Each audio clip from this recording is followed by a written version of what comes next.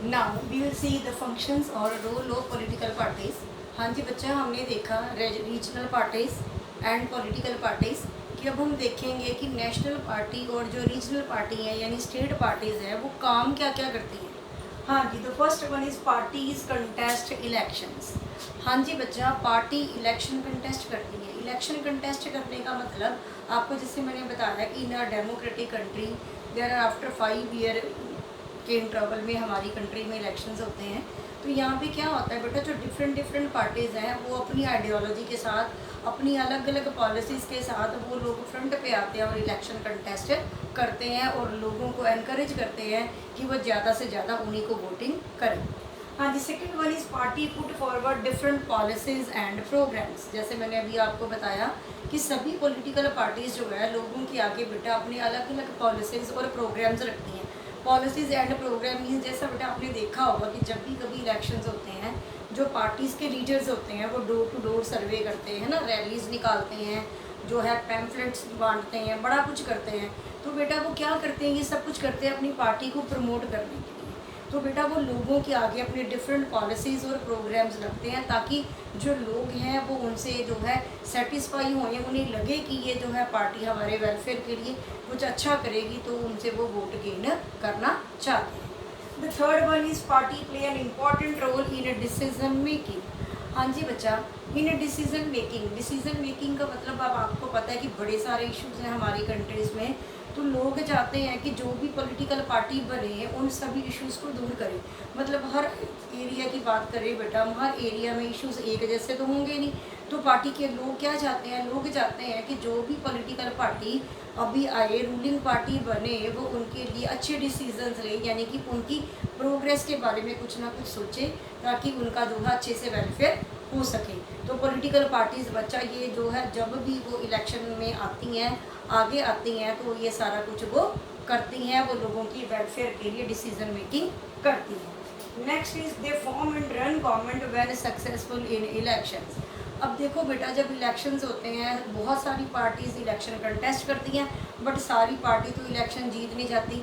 बड़ी सारी पार्टीज़ होती हैं बेटा जो पार्टी में जो है इलेक्शन हार जाती हैं, और बड़ी सारी पार्टियां बेटा जो जीत जाती हैं। अब देखो बेटा, दो पार्टी इकट्ठी मैं आपको समझाती हूँ। देखो next part is if they lose become the opposition party and the play the role of criticizing the government. अब आपको बेटा मैंने बताया कि जो पार्टी में दो या तीन या पार्टी, जैसे हमारी मल्टी पार्टी सिस्टम में पार्टीज कंटेस्ट करती हैं इलेक्शन। देखो बेटा, जो तो पार्टी जीत गई वो हमारी क्या बनती है, रूलिंग पार्टी। और जो पार्टी बच्चा हार जाती है वो पार्टी हमारी बनती है अपोजिशन पार्टी।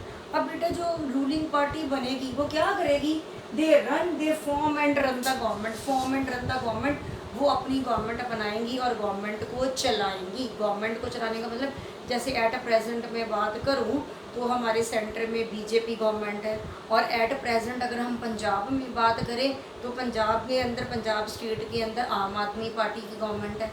तो पार्टी जब भी बेटा, जो भी पार्टी इलेक्शन में जीत जाती है वो रूलिंग पार्टी बन जाती है और वो फिर अपनी गवर्नमेंट बनाती है, गवर्नमेंट को चलाती है। और उसकी अगर हम बात करें कि कंपैरेटिवली जो पार्टी बेटा हार जाती है वो अपोजिशन पार्टी बन जाती है।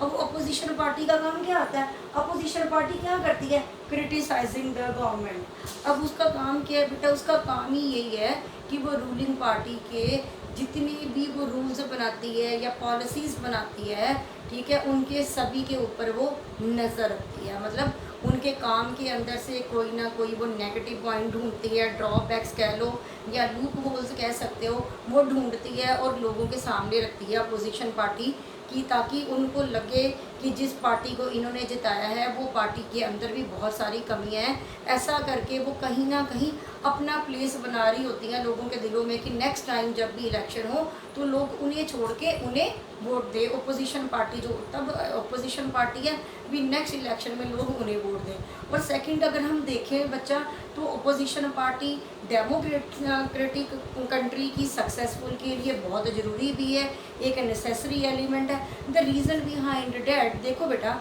अगर रूलिंग पार्टी एक काम कर रही है, ठीक है, उसे कोई रोकने वाला नहीं है, टोकने वाला नहीं है, या उसकी कोई मिस्टेक्स निकालने वाला नहीं है, तो बेटा वो तो अपनी मनमर्जी कर रही है, अपनी पावर्स का मिस यूज़ कर रही है, कुछ भी कर रही है। बट अगर बेटा उसके ऊपर कोई ना कोई कीन ऑब्जर्वर है, कोई उसे चेक करने वाला है कि आप यहाँ पे रॉन्ग हो, आपने ये रॉन्ग पॉलिसी बनाई है, आपको ये ऐसे नहीं करना चाहिए था, वैसे करना चाहिए था। तो कहीं ना कहीं बच्चा जो रूलिंग पार्टी है, जो पार्टी विनर है, तो उसके सिर पे भी एक तरह की तलवार लटकती होती है कि नहीं, हमें जो ऐसा नहीं करना, जो भी पॉलिसीज़ बनानी है बहुत अच्छे से बनानी पड़ेंगी, क्योंकि जो अपोजिशन वाले हैं वो उसे टिकने नहीं देंगे। तो ये हमारी डेमोक्रेसी की सक्सेस के लिए बहुत नेसेसरी है।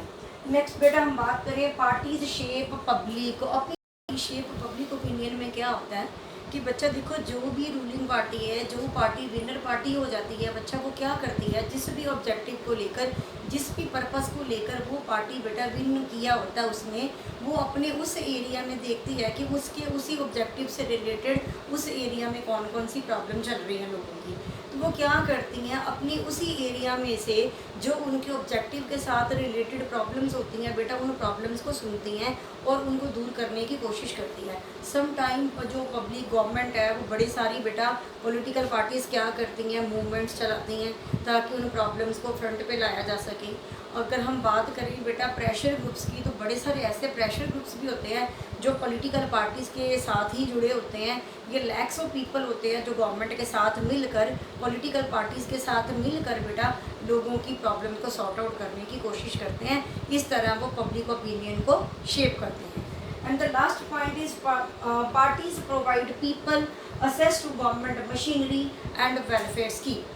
हाँ जी बेटा, आपको पता है कि जो भी पॉलिटिकल पार्टीज विन कर जाती हैं और वो जीतने के बाद, सक्सेसफुल विनिंग के बाद बेटा वो जो है गवर्नमेंट बन जाती है, तो गवर्नमेंट बनने के बाद वो अलग अलग पॉलिसीज़ एंड प्रोग्राम लोगों के सामने रखते हैं। जैसे एग्जांपल के तौर पे अभी हमारे जो इलेक्शंस हुए थे, आपको पता है मार्च में अभी जो इलेक्शन होके हटे हैं 2022, मार्च 2022 में इलेक्शंस हुए हैं। तो बेटा आपको पता है कि हमारे जो CM है वो पंजाब के वो चेंज हुए हैं।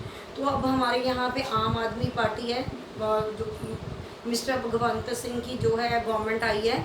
तो आते ही बेटा जैसे ही वो अपने रूलिंग में आए हैं, तो आते ही उन्होंने बड़ी सारी पॉलिसीज़, बड़े सारे प्रोग्राम्स रखे हैं, लोगों के सामने बड़ी सारी स्कीम्स रखी हैं कि जैसे वो लोगों को बड़ी सारी गवर्नमेंट जॉब्स दिलवाएंगे, या वो रूरल एरिया की वेलफेयर के लिए ये कुछ करेंगे, या वो इलेक्ट्रिसिटी के बिल के लिए इतने यूनिट वो जो है इलेक्ट्रिसिटी वो यूनिट फ्री देंगे। तो बड़ी सारी बेटा उन्होंने पॉलिसीज़ और प्रोग्राम्स बनाए हैं। अब आपको पता है कि हमारी कंट्री का जो लिटरेसी रेट है वो इतना ज़्यादा हाई नहीं है। आपको पता है कि ये जितने भी पॉलिसीज़ या प्रोग्राम जो आए दिन हमारे जो CM हैं वो लोगों के सामने रखते रहते हैं, वो या तो न्यूज़पेपर में आते हैं या TV में, या फिर अगर आप गूगल पे सर्च करो, फेसबुक पे, है ना, यहाँ ये सारी सोशल मीडिया पे आपको ये चीज़ें नज़र आएंगी। बच्चे जो लोग तो लिटरेट हैं, जो लोग ये चलाना जानते हैं, ये अपना स्मार्टफोन से चलाना जानते हैं, तो जिनके पास ये मोबाइल, ये TV वगैरह ये चीज़ें हैं, वो तो इजीली बेटा इन पॉलिसीज़ और प्रोग्राम्स के बारे में जान सकते हैं और अपने उनको पता है कहाँ पे जाना है, क्या फॉर्म फिल करना है, कंप्लेंट कहाँ रजिस्टर करनी होती है, क्या फ़ोन नंबर होता है। बट बेटा बड़े सारे ऐसे पीपल हैं जो हमारे रिमोट एरियाज़ में रह रहे हैं या रूरल एरियाज़ में रह रहे हैं, जो लोग लिटरेट नहीं है। प्रॉब्लम उन लोगों की आ रही है, उन लोगों तक इतनी अगर वो पॉलिसीज़ बनाते भी हैं बेटा, ठीक है, स्कीम्स, वेलफेयर स्कीम बनाते भी हैं, तो वो लोगों तक नहीं पहुंच पाती हैं और वो लोग जो है बेटा मतलब है कर ही नहीं पाते, उन फैसिलिटीज़ को अवेल कर ही नहीं पाते। तो ऐसी कंडीशन में क्या होता है, ऐसी कंडीशन में जो पार्टीज़ होती है वो क्या करती है, ये वेलफेयर स्कीम लोगों तक बेटा पहुंचाने के लिए उन्होंने अपने आगे जो उनके एक्टिव मेंबर्स होते हैं बेटा, ठीक है, जो उनके लोअर लेवल पे मेंबर्स होते हैं, तो वो लोगों के पास जाते हैं और लोग जो है डायरेक्ट, कहीं हम बात करें कि वो नहीं जा सकते, अगर किसी जगह पे अगर उनको पता है कि ये नंबर है जहाँ पे उनको कंप्लेंट रजिस्टर करवानी है, यहाँ जाना पड़ेगी, इस नंबर पे बात करनी पड़ेगी, तो वहाँ नहीं जा पाते, तो वो अपने लोकल लीडर से बेटा बात करके अपनी जो भी प्रॉब्लम्स है उसको सॉर्ट आउट कर लेते हैं। तो इस तरह बेटा आपने देखा है कि these are the functions of political party. This question is very important for the point of view of board exam. तो ये बेटा क्वेश्चन आपका 2 मार्क्स में भी आ सकता है कि write two functions of political party, या फिर 5 मार्क्स में भी आ सकता है। Thank you.